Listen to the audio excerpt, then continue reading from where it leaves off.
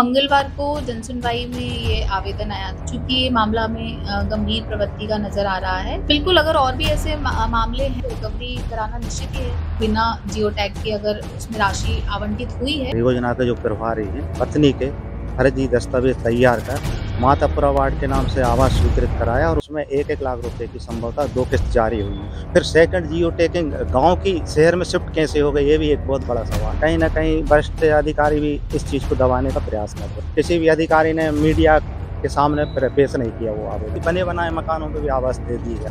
काजल की कोठरी निकलेगी आवास में। कल ही सीएम साहब कहते हैं 90 दिन में इसकी जाँच करें। नगर परिषद सोहागपुर में फर्जीवाड़ा, पीएम आवास योजना में गड़बड़ी।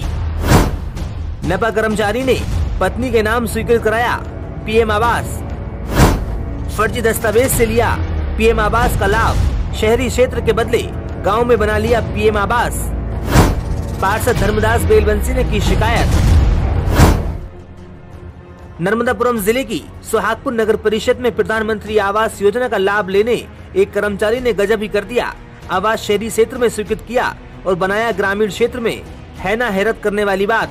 नगर परिषद सोहागपुर में वैसे तो पीएम आवास योजना में गड़बड़ी को लेकर शिकवा शिकायत हो रही थी, लेकिन अब इस योजना में फर्जीवाड़ा उजागर हुआ है। इंदिरा वार्ड के पार्षद धर्मदास बेलवंशी ने जन सुनवाई में शिकायत कर पीएम आवास योजना में नगर परिषद कार्यालय में पदस्थ परमानेंट कर्मचारी द्वारा की गई हेराफेरी को उजागर किया है।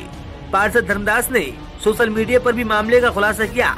शिकायत में कहा गया है कि नगर परिषद के कर्मचारी अशोक कुशवाहा ने योजना का प्रभारी रहते हुए पत्नी ममता के नाम से मातापुरा वार्ड में मकान बनाने आवेदन देकर आवास स्वीकृत करवा लिया। इतना ही नहीं, आवास के आवेदन के साथ मातापुरा वार्ड में मकान के दस्तावेज भी लगा दिए, जबकि पत्नी ममता के नाम से कोई भी संपत्ति मातापुरा वार्ड में नहीं है। फिर भी आवास स्वीकृत होने के बाद ग्राम जर्रन में मकान बना लिया। मामले को लेकर एसडीएम प्रियंका भलाबी ने सीएमओ धर्मेंद्र शर्मा को मामले की गंभीरता को देखते हुए जांच कर कार्रवाई के निर्देश दिए हैं। मंगलवार को जनसुनवाई में ये आवेदन आया था और मामला हमारे संज्ञान में आया था। हमने तत्कालीन समय पर ही वहां पर सीएमओ उपस्थित थे, उनको हमने जांच करने के निर्देश दिए थे। चूंकि ये मामला में गंभीर प्रवृत्ति का नजर आ रहा है, तो हम इसमें एक टीम का गठन करके फिर हम इसमें जांच के हमने निर्देश दिए हैं। अगर संबंधित व्यक्ति दोषी पाए जाते हैं तो उन पे फिर अनुशासनात्मक कार्रवाई हम लोग प्रस्तावित करेंगे।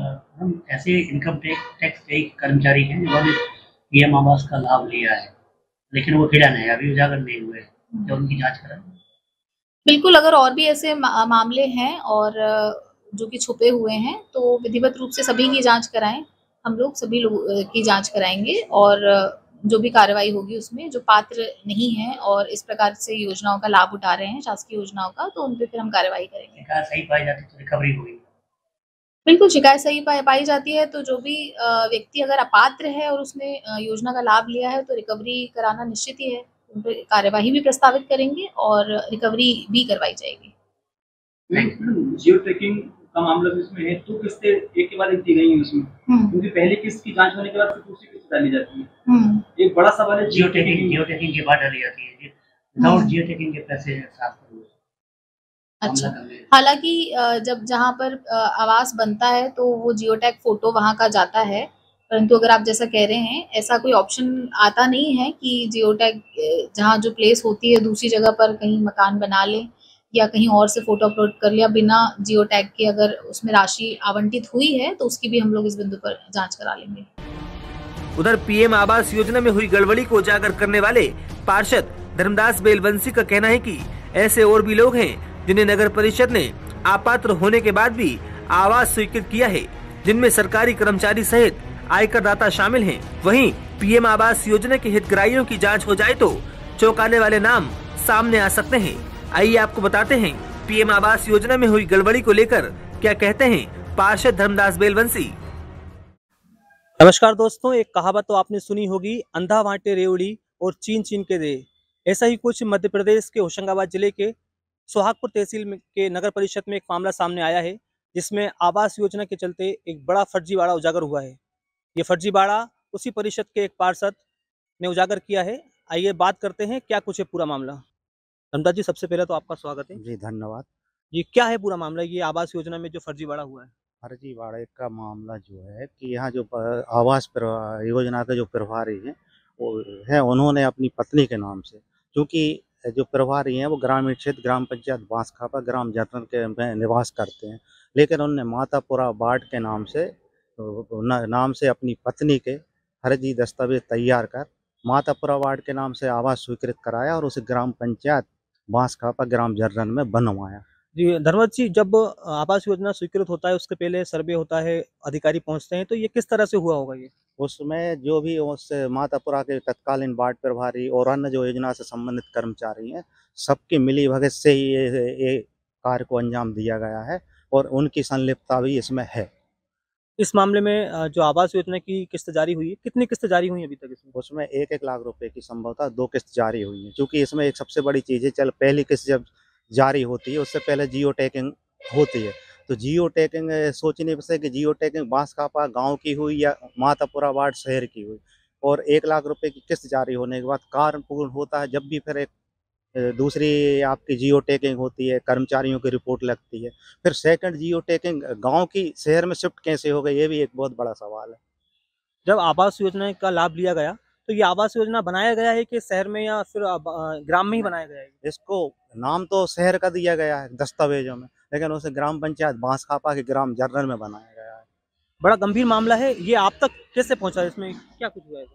अब जो भी है, अब जानकारी कहीं न कहीं से निजी अपने सूत्रों से प्राप्त हो जाती है। इसकी शिकायत अभी आपने कहीं वरिष्ठ अधिकारी के संज्ञान में मामला आया है क्या ये? चूँकि मैंने आज से 15-20 दिन पहले सीएमओ साहब को मौखिक रूप से भी बताया, आरटीआई भी लगाई, तो उनका कहना है कि आरटीआई के दायरे में नहीं आता है, क्योंकि शासकीय योजना का लाभ ले रहे हैं तो वो सब चीज़ सार्वजनिक है, वो तो आरटीआई के दायरे में आती है, लेकिन कहीं न कहीं वरिष्ठ अधिकारी भी इस चीज़ को दबाने का प्रयास कर रहे हैं। आपने आरोप लगाया था सोशल मीडिया के ज़रिए कि इस मामले को दबाया जा रहा है, मीडिया से दूर रखा गया है, तो क्या कहेंगे आप? देखिए, इसका मुख्य कारण ये है कि 28 तारीख को मंगलवार को जन सुनवाई आपके सभागार में हुई, जनपद सभागार में थी, और अन्य आवेदन भी मतलब दिए, लेकिन मीडिया के सामने सभी आवेदन आए, लेकिन ये जो गंभीर शिकायत थी वो आवेदन किसी भी अधिकारी ने मीडिया के सामने पेश नहीं किया वो आवेदन। इससे निश्चित सिद्ध होता है कि उसको दबाने का प्रयास हो रहा है। क्या लगता है आपको, ये एक मामला सामने आया है, ऐसे और भी मामले हो सकते हैं? निश्चित और भी मामले निकलेंगे, और मामले तो ऐसे भी निकलेंगे कि बने बनाए मकानों पे भी आवास दे दिया गया है लाभ। आपने बताया कि जो प्रभारी था उसने ही स्वयं अपनी पत्नी के नाम पे लाभ लिया है, तो क्या लगता है इसमें और भी नाम सामने आएँगे या और भी ऐसे नगर परिषद कर्मचारी हैं या अपात्र लोग हैं? क्या उसमें भ्रष्टाचार बड़े रूप से हो रहा है क्या इसमें? निश्चित में बड़े रूप पे हो रहा है, यदि उसके बारीकी से जाँच करी जाए तो कम से कम 25% आवास ऐसे निकलेंगे जो अपात्र लोगों को दे दिए गए हैं। एक सूची भी लगाई गई है नगर परिषद के बाहर, जिसमें जो शहर के अपात्र हर वार्ड के जो लोग हैं उनकी सूची लगाई गई है। क्या लगता है कि ये सूची देर से लगी है, पहले भी अपात्र लोगों को इसका लाभ मिल चुका है क्या? इससे पहले ही बहुत अपात्र लोगों को इसका लाभ मिल चुका है, यदि इसको निकालेंगे तो पूरा काजल की कोठरी निकलेगी आवास योजना। क्या लगता है आपको, जब वरिष्ठ अधिकारी तक संज्ञान में ये मामला पहुँचा है तो कार्रवाई कितने हद तक इसमें साबित होगी? मैं इसके विषय में कुछ नहीं कह सकता, क्योंकि कल ही सीएम साहब कहते हैं कि 90 दिन में इसकी जाँच करेंगे। अरे स्पष्ट दिख रहा है कि गाँव का शहर का मकान गाँव में बना है और उसमें जाँच के लिए बचता क्या है? ये थे हमारे साथ धर्मदास बेलवंशी, जिन्होंने बताया कि पीएम आवास में किस तरह से भ्रष्टाचार हुआ है। हालांकि मामले की जांच की जा रही है, अब देखना होगा कि इस मामले में आगे क्या-क्या खुलासे होते हैं। द टाइम्स के लिए सोहागपुर से आदाब खान।